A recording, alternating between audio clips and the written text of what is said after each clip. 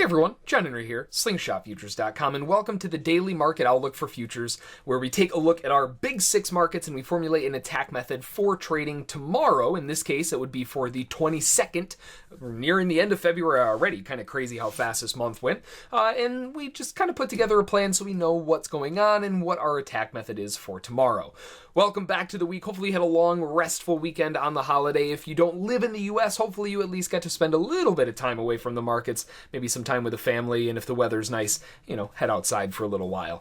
Now, before we jump on in, make sure to swing on over to slingshotfutures.com, scroll down, and click on the Join the Daily Outlook newsletter. That's where you will be subscribed to our email list, and you will be notified every single time we launch a new video. That way you'll always be in the loop, and you'll know what's going on. We also send out different information on cool statistics and different stocks that we may be looking at, so really good newsletter to get your hands on. And along with that, every single morning, make sure to check the blog post at the bottom. This is where we post all of our major morning levels, and we post this every single trading morning where we cover all of the big six that we're going to be talking about here, but in the form of support and resistance levels to keep your eyes on.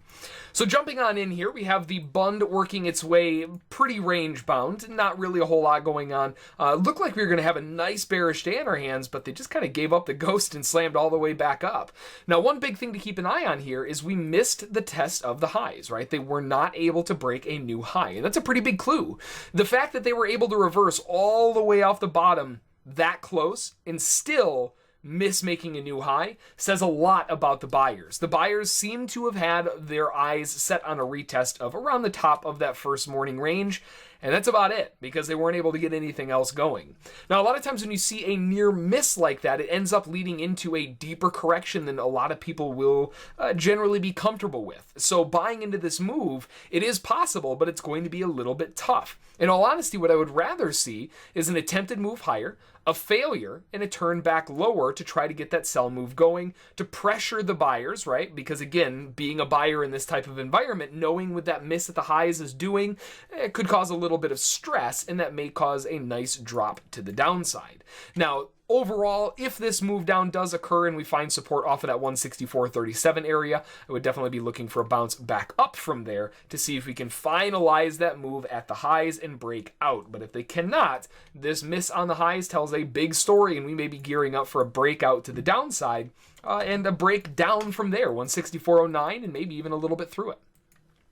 Over on gold, for the most part, gold was bearish for the better part of the day, right? For the most part of the day, we were working our way lower, nice bearish momentum to the downside, got a little overzealous. They tried correcting it and failed, and then did it again, and that kind of triple up on the overzealousness, right? They did it here, then they did it again and again. They put in basically a wedge bottom, right? They tried putting in a low, they went a little bit lower, and well, the last time they tried, it didn't go very well at all, and slammed back up to the upside with, no mercy on the way to the up. Now, this bull run shows that the buyers were at least going to make a secondary attempt, but then you start seeing this where the sellers can't even get a pullback, let alone, the buyers waiting for a pullback. They weren't able to get anything either. It's very aggressive. So we have a bull channel that broke higher. Very low probability scenario, so the likelihood of continuing is low, but if it does, you're expecting a second leg, and they got that as well. So just an extremely bullish scenario that we have here on gold. Finally getting a little bit of a wedge pullback here, and that definitely makes a lot of sense. A lot of times when you get this big spike up that moves into a channel, what the market will love to do is come back to that starting point, right? Get back down into that area around 34.2 to 33 and see if the buyers want to show back up to the party and give it one more slam to the upside. We still have major upside objectives at 1243.3. It'll be very interesting to see if we can fill that objective going into the overnight session and into tomorrow. But really right now what I'm looking for is a pullback right back down into the area of support down here. See if the buyers want to come back in between 34.2 and 33.2 and then look for a move back up towards the highs. Over on the bonds still very slow, but we had a full-blown reversal. This is much more prevalent on the bonds than we saw in the other markets. This is a very obvious reversal. The other ones, they kind of came close to the highs or they missed the highs, but they kind of got stuck around that area.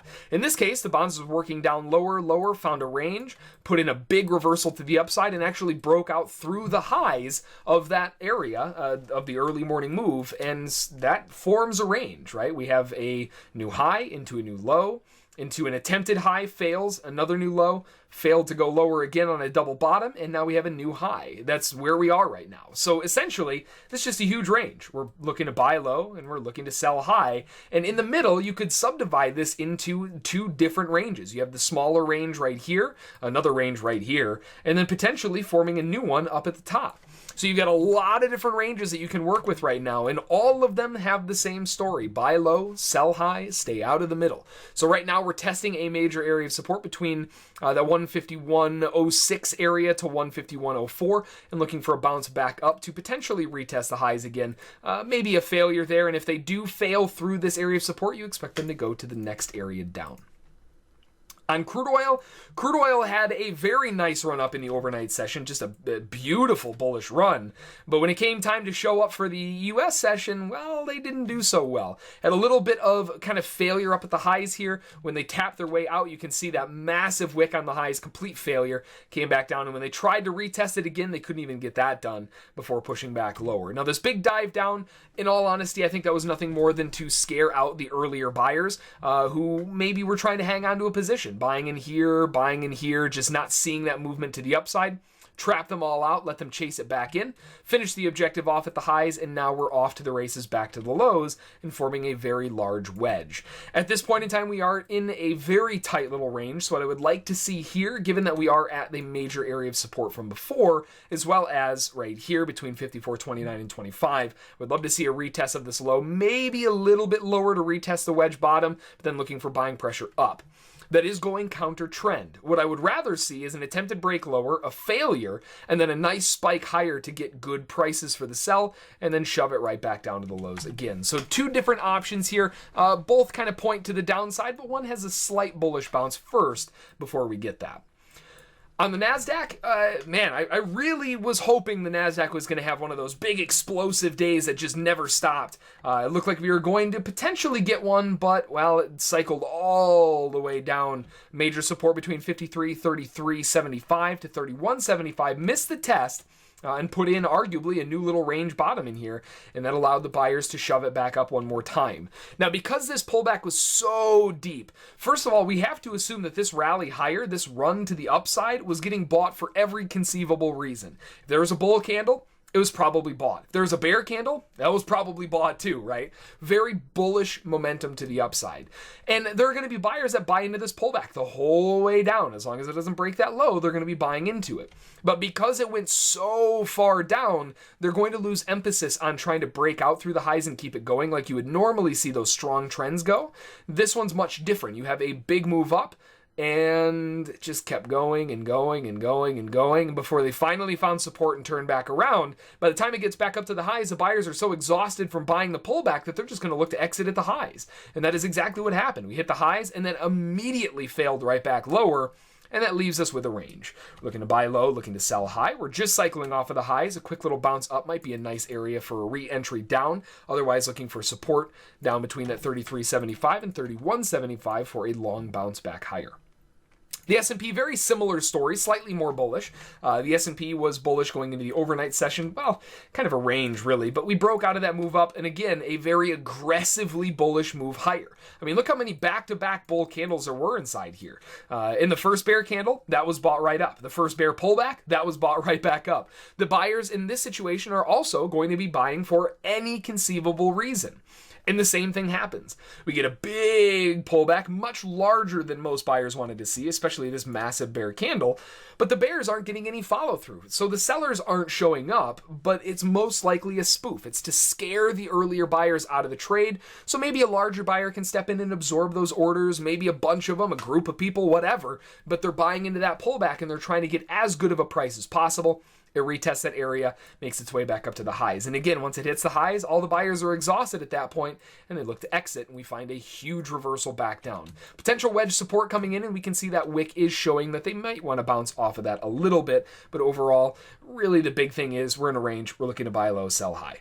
So the highs, 64 and 3/4 rather, down to 63 and 3/4, and the lows at 56 and 3/4 down to 55 and 3/4, and we're just kind of looking to bounce around inside this area.